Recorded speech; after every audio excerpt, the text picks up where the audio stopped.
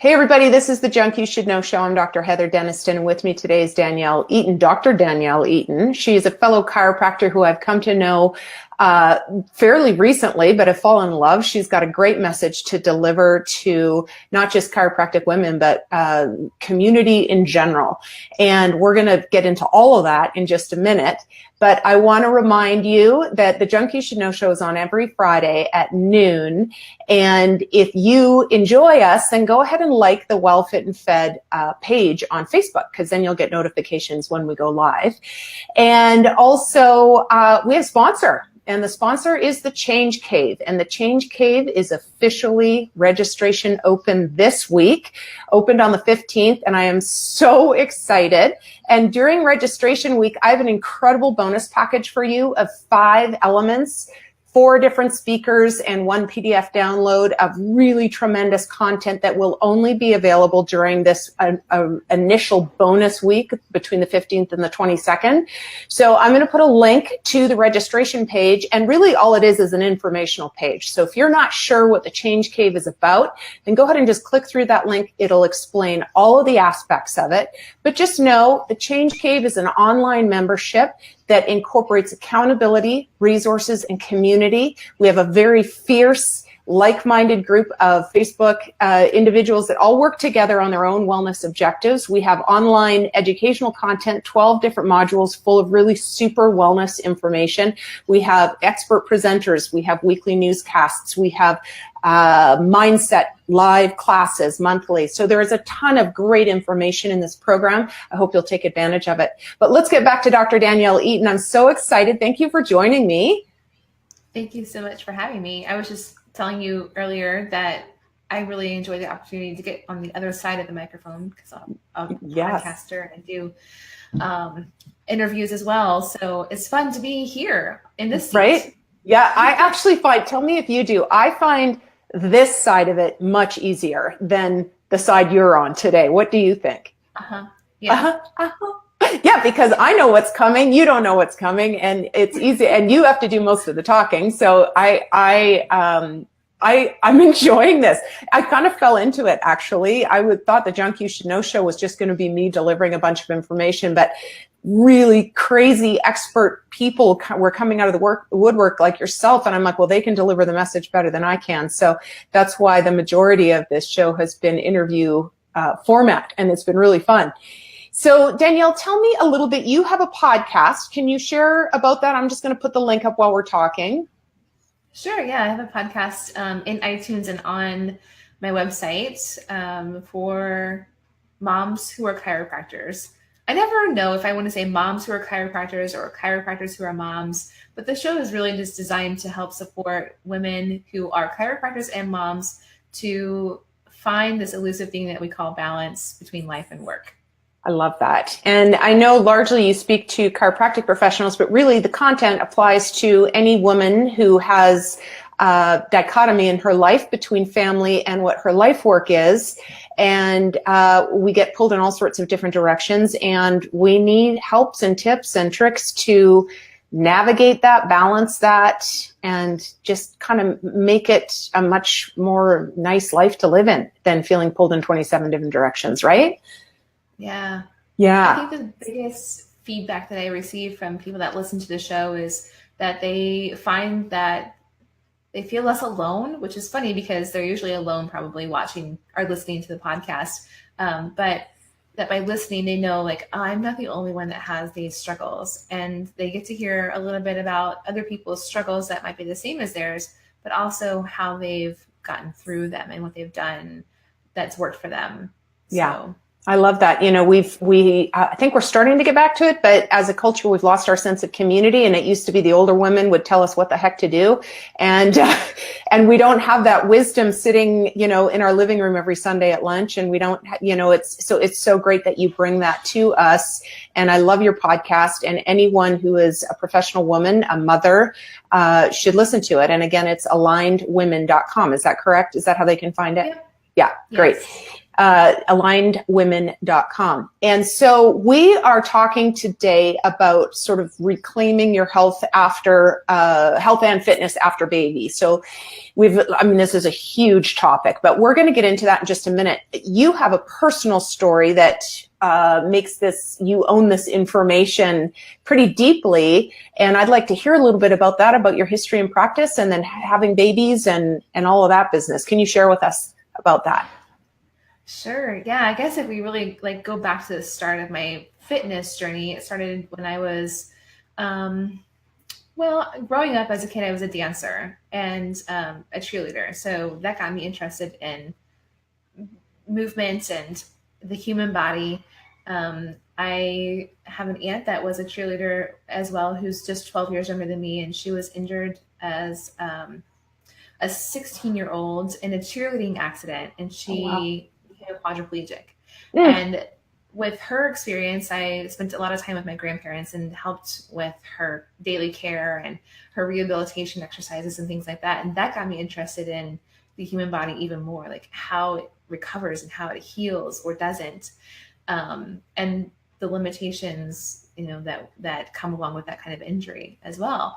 So long story short, eventually I made my way to chiropractic school based upon those interests, like how the human body moves and how it recovers and how it heals and how can we optimize those things. But prior to that, my journey to get to chiropractic school was long and twisty and windy, it felt like, because I went to undergrad on a dance scholarship with at a school that didn't have a physical therapy program or something along those lines. And so I studied business. Like, what else do you do when you don't know what you want to do? Yeah. And later I started calling the business degree the degree for people that are like the degree program for lost souls. They don't know what they want to do. Yes. And everything is a business. So it's a safe bet to major in business. But then I discovered that it was kind of soulless and I wanted to do something different, changed my major several times and ended up with my undergraduate degrees in social work and business. So combining those two things together and my interest in human movement and dance and injuries and recovery, voila, chiropractic school. That's awesome. Yeah. So at the end of my journey through chiropractic school, I was really, really fortunate to become a resident in sports and rehabilitation at Logan, which was where I graduated from chiropractic school. At the end of my 2-year residency, I was promoted to assistant director of sports and rehab, and I was way outside of my comfort zone at that time, way outside of my comfort zone, which was a good thing. It was definitely a good thing. Yeah. But in that transition to my new role, I also had a new role at home, which is mom. I had a baby. And then suddenly this job that I loved, where I got to travel all over the country and serve athletes in all different kinds of competitions, was not working so well for me anymore. Mm-hmm. And I wanted to have more flexibility. So I left my employment at Logan and started my venture into private practice. Wonderful. And so you have you have a home office, is that right, doctor? I do now. I didn't in the beginning. In the beginning, you had a brick and mortar, just like I did too. Yeah. Now you are an NASM certified personal trainer. When did that happen? 2015. Okay. I actually studied for my master's degree at Logan from 2008 until 2009 and completed my master's in sports and rehab during my residency, and then didn't take the certification exam for personal training until 2015. Okay, got it. Probably in large part because I was so busy with everything else. I was so busy working at Logan. I was so busy then being a mom. I was so busy running my practice. And then after I sold my first practice, I had more time. Yeah. And I was like, what next? I think I'll take my personal training certification and we'll just kind of go from there. Oh, I love that though, because it's definitely important. You have something that you have on your LinkedIn, it says, I help business owners level up and create a 4-dimensional life. What does a 4-dimensional life mean? The concept to me means that we're a whole person, and that we really can't just work on, well, you can work on one part of your life, and like everything else kind of comes along, right? But our mindset, the way we think about things, the way we feel about things, our health, our fitness, our family, our business, all of those things to me are what encompass a whole person. Yeah. And I love whole people. I want to see someone thriving in all aspects. So when I work with a woman that's a chiropractor or not a chiropractor, I take that holistic approach to her so that she feels that she's doing the best that she can in all parts of her life. Yeah, I think that's great. And I think a lot of my listeners are not chiropractors, and that's true for anyone. Any of us who are going to be truly well have to look at the brain-body connection in its entirety. And that includes all of the outside influences like your family and your work and your personal time and what your hobbies are, and if the lack of hobby and all of those sorts of things are all need to be incorporated. So you have just had your 3rd baby. Yes. Right. And they're all girls. All girls. That was my sister's. And I think your spread is about the same as me and my sister's too. And so one of the things is, it's one thing when you have one newborn who's sleeping all day to start back to your fitness routine. But how do you, as a mom of 3 who also has a career, one of the biggest things is it's just, I don't have time. So what is your advice to the listeners who are like, yeah, I literally can't? What do you say? 3 things come to my mind. First things first, my newest baby does not sleep all day. She thankfully sleeps most of the night, which I'm like, well, that's a trade-off, right?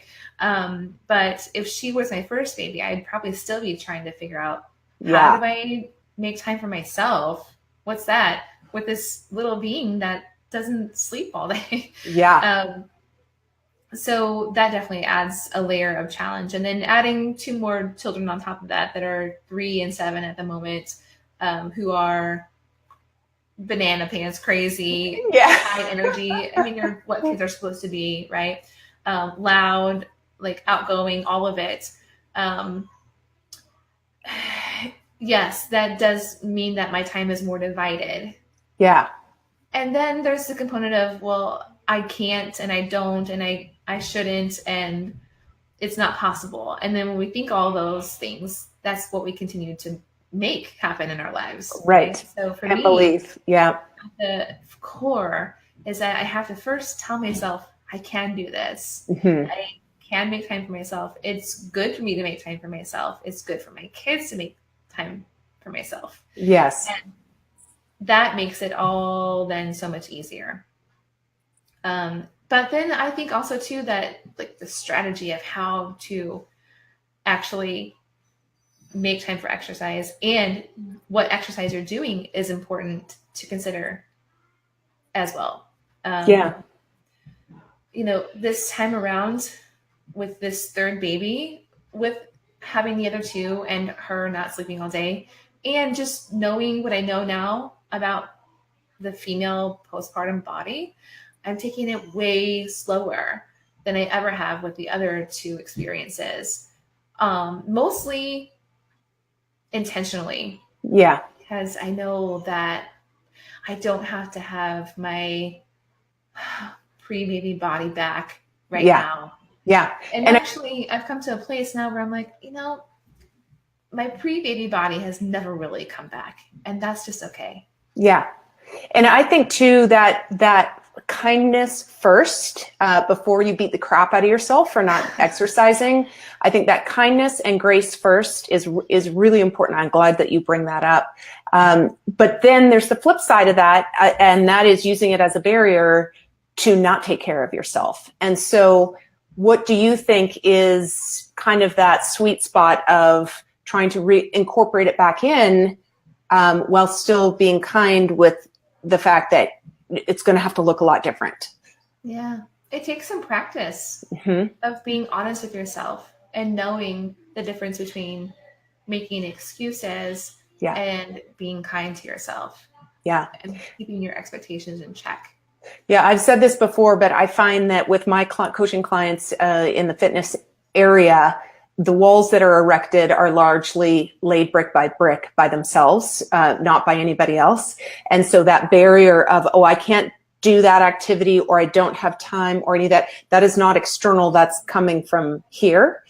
And and the more experience I've had in working with very, very busy entrepreneurial type people who have families and seeing what they can get done in a day, to say it's possible to do it. And so just assuming that we can't implement it because baby's only 2 months old, or baby's 6 months old, or I have 3 at home and I don't have time.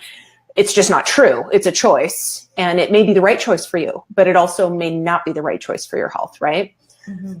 Yeah, I think that's key. So what do you do? What is your exercise routine now that you have 3 at home? Well, right now, my exercise routine is just working on basic movement, like reestablishing a normal, healthy breathing pattern, for example. Great. Yeah. For someone that's listening, that's like, what does that mean? It means that I'm taking time every day to breathe and expand my abdomen and then let it relax. Yeah. And then I practice some gentle stretching that feels good for my body right now and is not pushing it into places where I had pushed it before with my other 2 kids, where I was like hurting doing activity. Yeah. And I recognize now that's not necessary. Right. I'm going to hopefully be on the planet for a long time. Yes. And have a lot more years left. And that to me is much more important now than hurrying to force my body into something that it's not ready for. I agree. And I think starting with the breath work, starting with the stretching is absolutely key.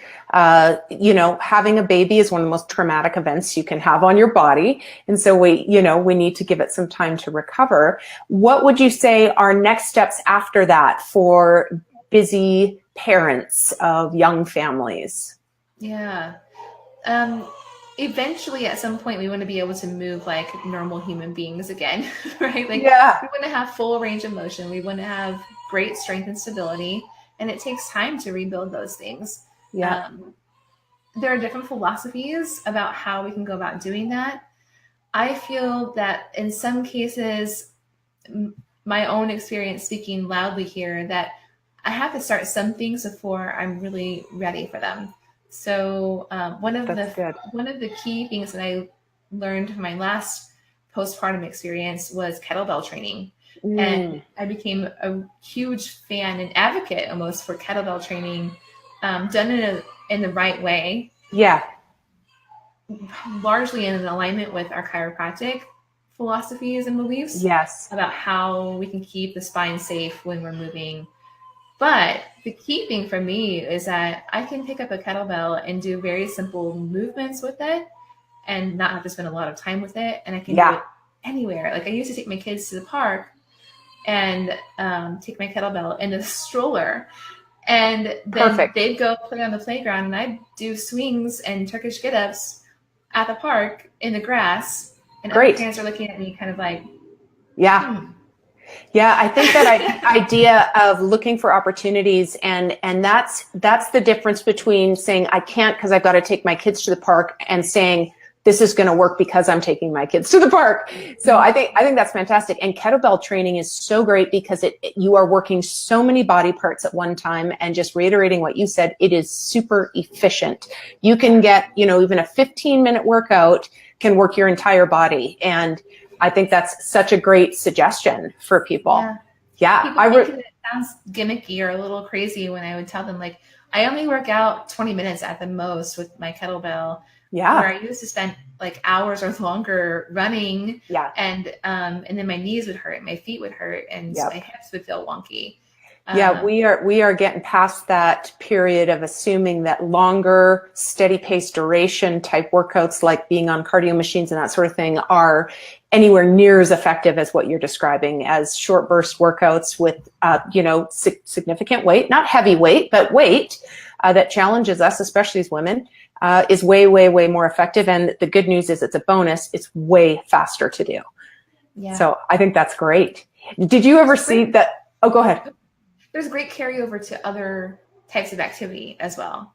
For example, 2 summers ago, I ran a race that we have here in St. Louis that is just a 1-mile race, and it's mostly downhill. So it's very popular because it's apparently easy. Now, I'm not built for running, so I don't think that it's particularly easy, but I hadn't run a mile in at least a year prior to doing that race 2 summers ago. And I ran that race and ran my fastest 1-mile time ever. Wow. Awesome. Even though I hadn't been actually running a mile and I had only been training.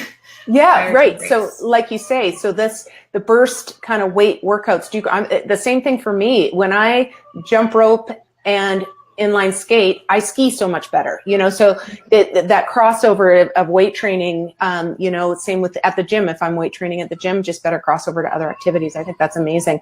What I was going to say is, did you ever see that thing that went all over Facebook about that woman jumping rope at her kid's baseball game? Did you ever see that? I don't think so. It was great. And it was such a good example for what you and I are talking about. And that is, during her son's baseball game, she got off the bleachers and went off to the side and started a jump rope workout. While she's watching, she's paying attention, but she's doing her jump rope workout. Well, somebody posted it on Facebook and slammed her for not paying attention to her son's game, for being not a good mother, and all of this stuff. And it launched just a huge viral movement about this whole concept of, if I'm not healthy, my children are not going to be healthy. And if I find it's appropriate for me to exercise concurrent with some of their activities, then I'm definitely going to do it. And what do you think about that? I think that's a very tricky place to be in. We have this concept that, especially for moms, that we have to be present in everything that our child does all the time.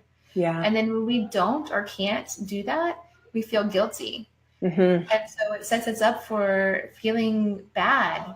And that's not in service to anyone in the family when that happens. Yeah. So we can take a step back and really look at the higher priorities, the bigger priorities. Mommy. Yes. Yes, honey. Sorry. It's okay. We've got real life here. Absolutely. It's cold. I can't hear you, sweetheart. One time she gets cold. You can eat them. That's fine. You can have them. You can have them now. Just have Olivia get them for you. Well, I already have them, but Olivia's calling you. This is one of those moments, Heather, where I'm like, I could totally freak out, or I can sit and I can breathe and I can be calm. Yeah. No, it's good. And it's a live show, but that is life. So it's no problem. Yeah, gosh.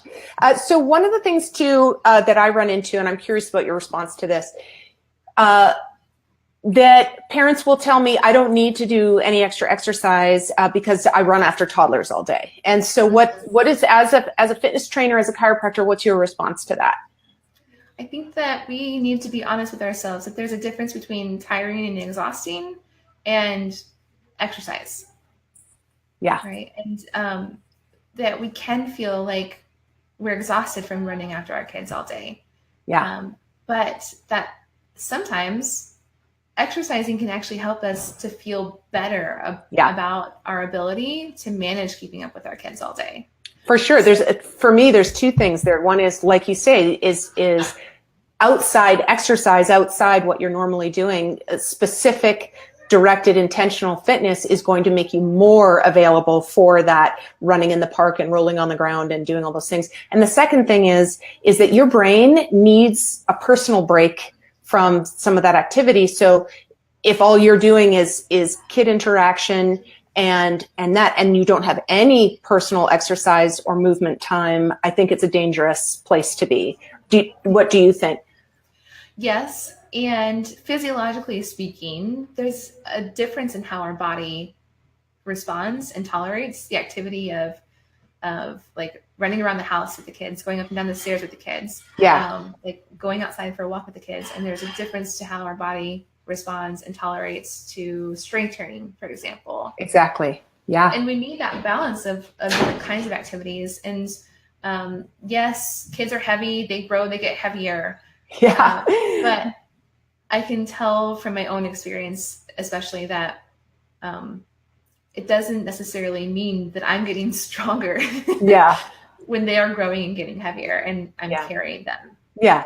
I mean, I think we are in some aspects, but I think the point that you're making is that from a fitness standpoint and from a personal strength standpoint, that's one piece of the puzzle. Yeah, it's not the whole picture. So and for our mental clarity, for our cognitive function, I mean, more and more, you and I are both seeing stuff come out of the research that exercise it's fitness, one small part of it. It's mental function and cognitive growth, a huge part of it.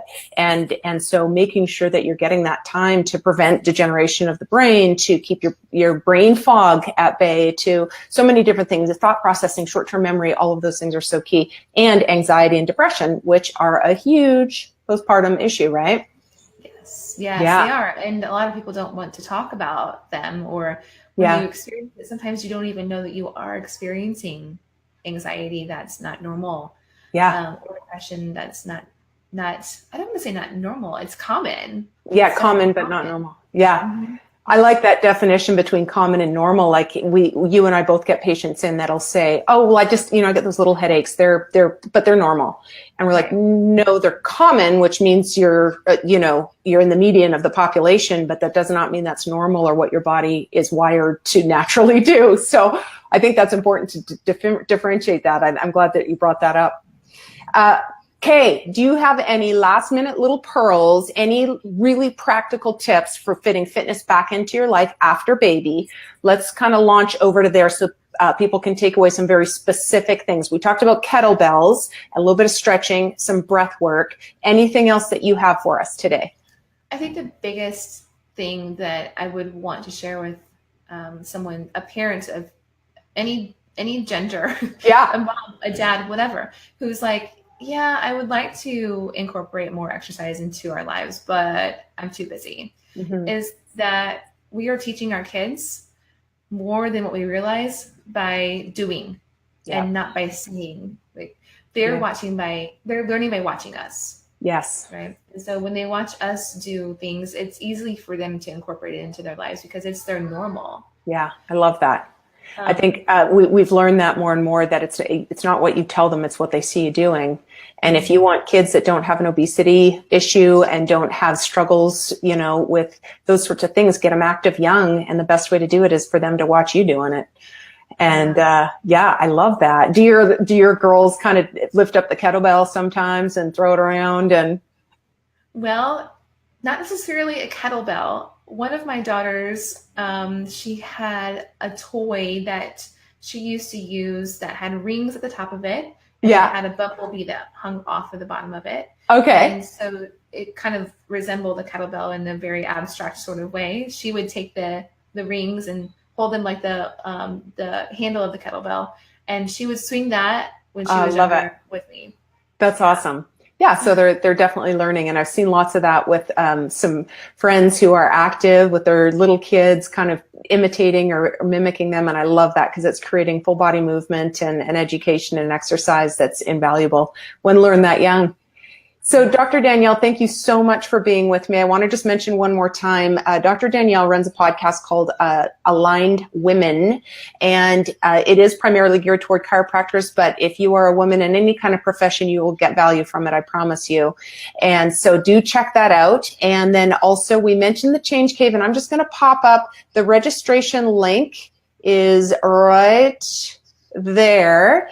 And so you just go to bit.ly/TCCreg to learn more about the Change Cave, which is our sponsor for today. And Dr. Danielle, I'm going to post your links below. And if there's any additional links, please go ahead and post those below. And everyone, please comment in the section below. We would love your questions.